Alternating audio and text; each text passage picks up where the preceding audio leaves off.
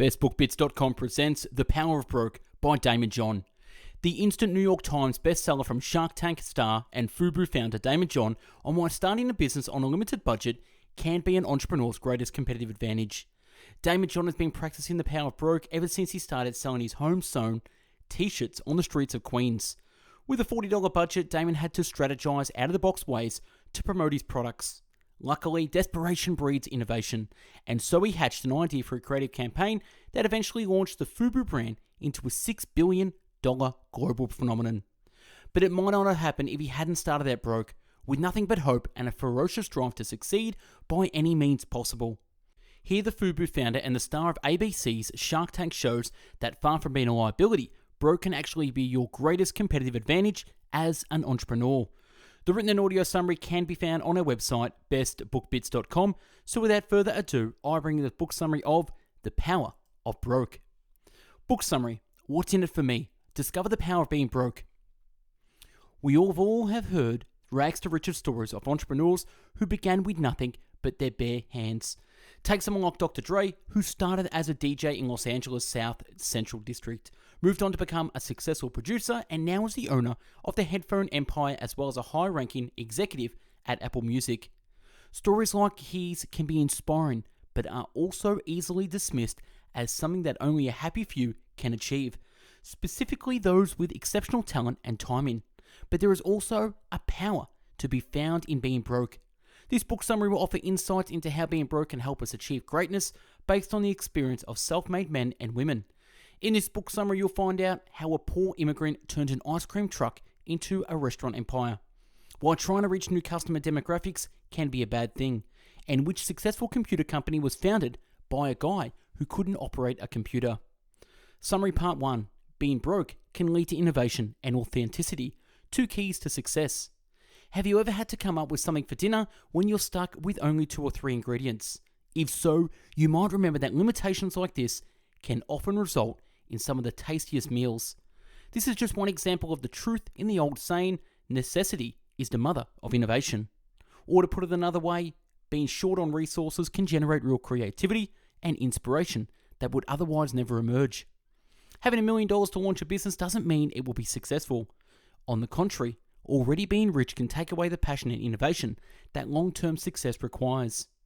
But with an empty bank account, it's clear that your only chance for success is to dig deep and become innovative. It's like being a basketball player who has one shot to win the game, but they're at the half court with only a second left on the clock. There's no other option but to go for it and take the spectacular shot. It's also important to realize that innovation comes from a singular vision that starts from the bottom up, not the top down.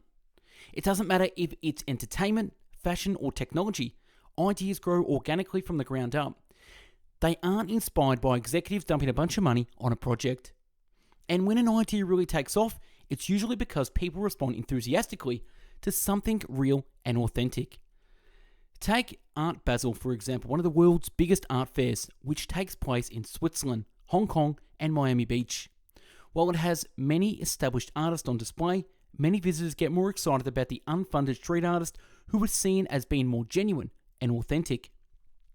This played a key part in the co-author Daymond's success with Fubu, which stands for us, by us. The clothing line was inspired by the way real people in the streets were dressing, not by designer studios.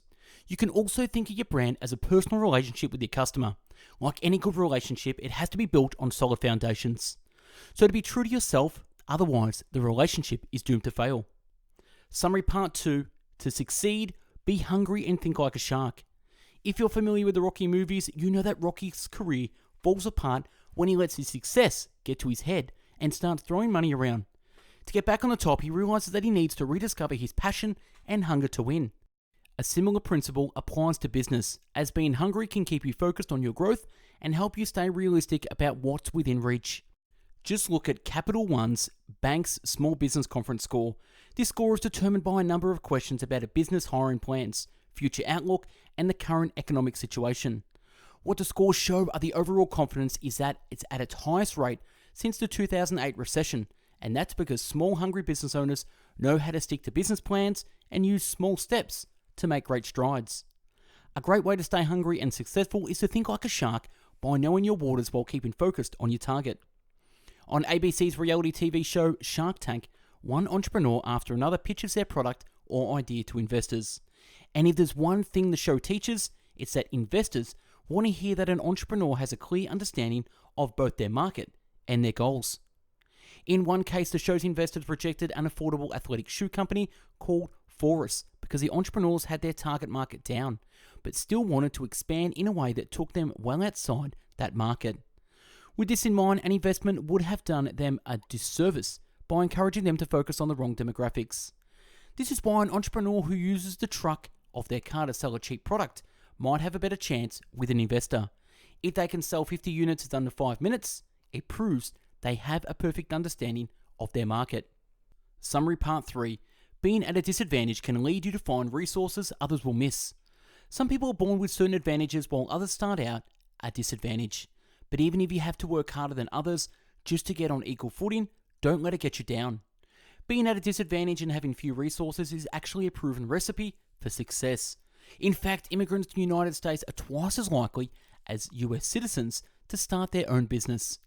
Rocky Aoki came to the United States from Japan in the 1960s, and in order to pay for his restaurant management classes, he rented an ice cream truck that he drove around New York City. He eventually saved up $10,000, which helped convince his father to invest in his restaurant, which went on to become the popular Japanese restaurant chain Benihana.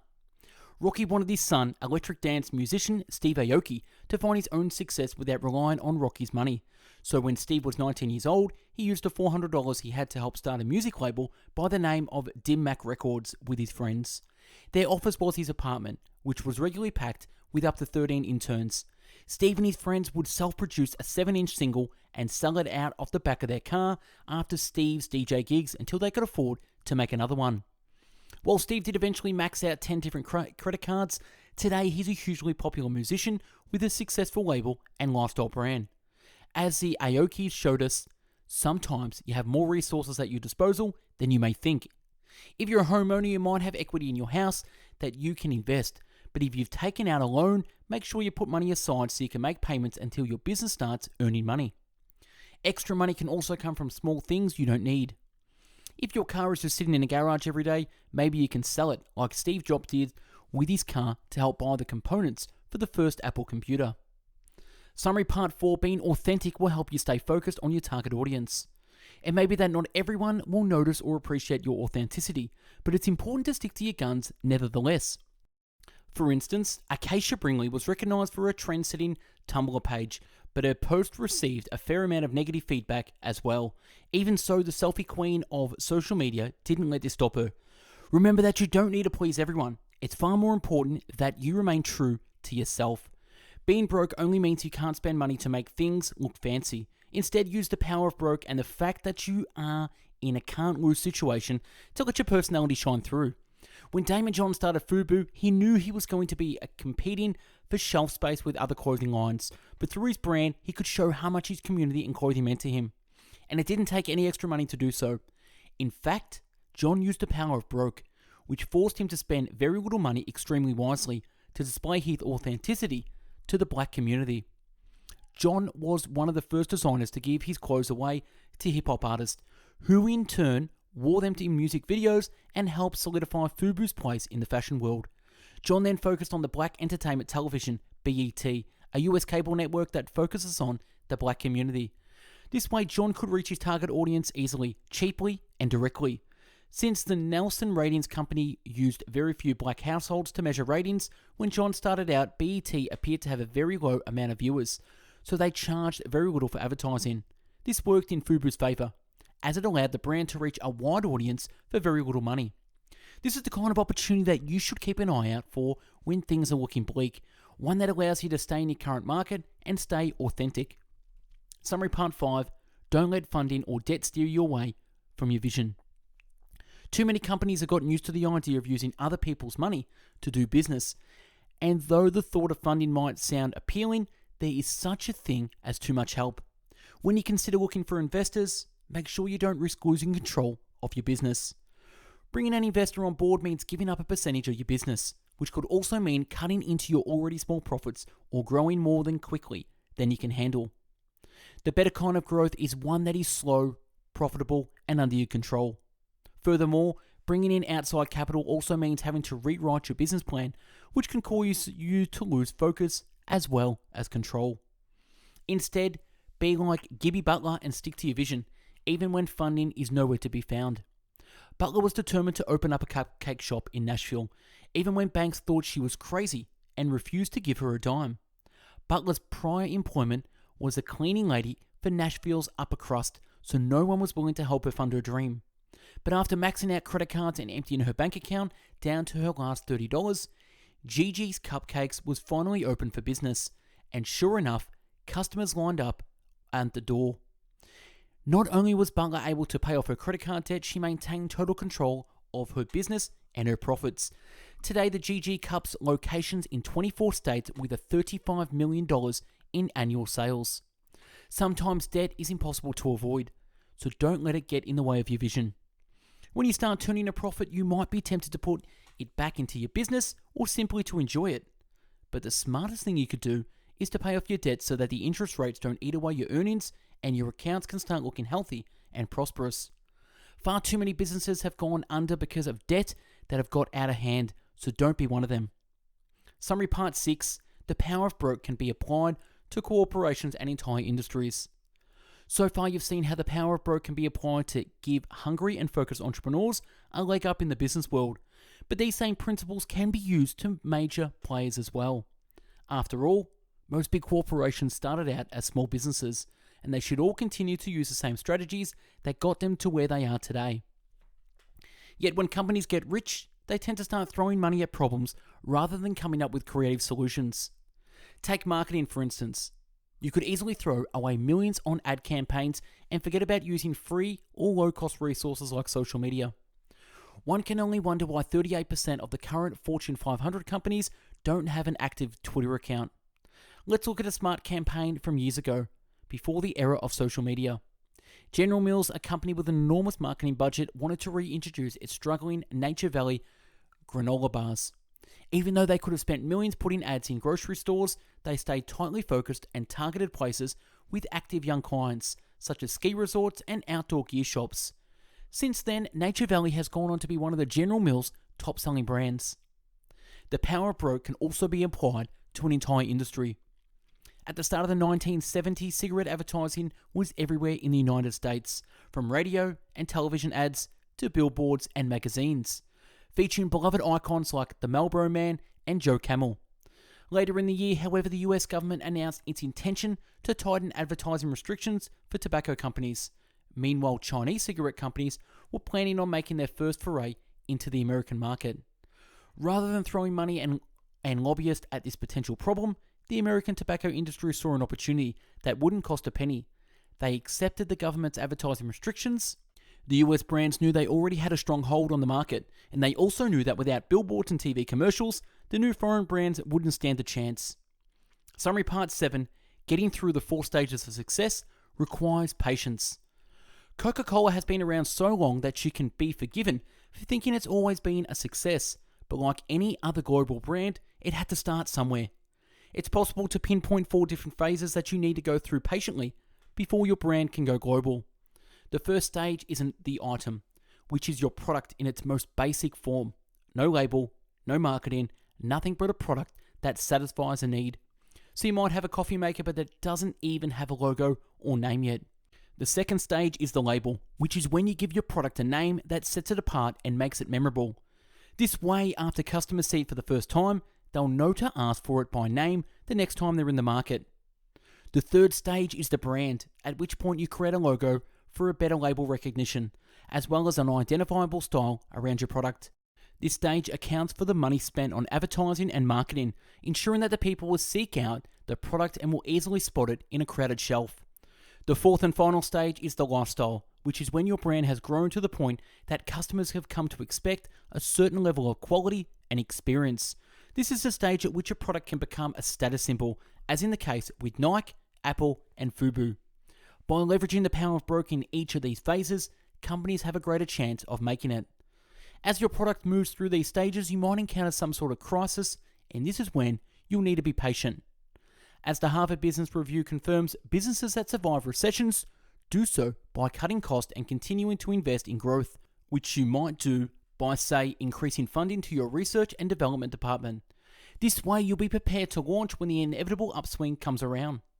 The office supply chain staples made it through the 2000 recession by shutting down underperforming stores while increasing its overall workforce by 10%. When the recession ended, Staples had actually become more profitable than it had been beforehand. Summary Part 8. There's no better time than now to embrace your limitations and start your business. These days, remarkable technological advances are a seemingly everyday occurrence. It's a great time for small businesses because it's easier than ever for them to get the funding they need. For starters, the cost of technology is extremely low. Every year it gets cheaper and easier to maintain a website and store massive amounts of data online, which makes it less risky and costly to take potentially lucrative chances. Other great tools for small businesses are crowdfunding sites like Kickstarter and Indiegogo, which allows entrepreneurs to raise money for their ideas while maintaining strict control. Honeyflow is just one example of a crowdfunding success. The company posted a 5-minute video on Indiegogo about their dream to start an innovative beekeeping and honey extracting business. They had hoped to raise $70,000 to make it to the label phase, but ended up raising an astonishing $12 million, becoming the most successful Indiegogo campaign ever. Today, it's easier than ever to turn creativity into success, even if you're not practically skilled. Fubu's Daymond John couldn't draw or sew anything more than a straight line, but it didn't keep him from starting a clothing line. Even short basketball players who seemingly can't compete with their taller peers can end up having successful careers by using their speed and agility to their advantage, or perhaps by managing or coaching a team if they're passionate enough about the sport. But one of the best paths to success is to come up with the creative solutions for those who need help doing something. Michael Dell wasn't a computer genius. On the contrary, he started the Dell computers with the goal of coming up with a computer that would be more user-friendly. You don't need to be a rich genius to become a successful entrepreneur. With the power of broke, all you need is some creativity to find the right idea and a willingness to embrace change and overcome the challenges along the way. With these traits in place, there's nothing to lose and no limit to your possibilities. In review, The Power of Broke book summary. The key message in this book: it doesn't take a lot of money to launch a business. In fact, not having money forces budding entrepreneurs to rise to the challenge with creativity and innovative solutions that otherwise may not have occurred to them. There will always be challenges in the business world, but you can use the power of broke to stay prepared for anything that might come your way. Actionable advice. Follow Daymond John's sharp points for success. Define your goal so you know where you're headed. Do your homework. Analytics are the key, as is knowing the competition. Be passionate about what you do. You are the brand, so be aware of how you carry yourself. Keep moving forward, keep scheming, and always be ready to challenge your competitors.